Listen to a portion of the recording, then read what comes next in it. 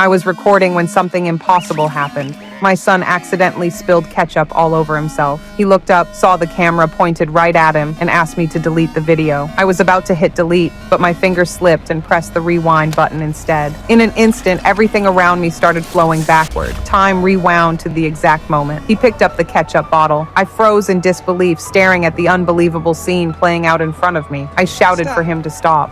Didn't you just squirt the ketchup on yourself?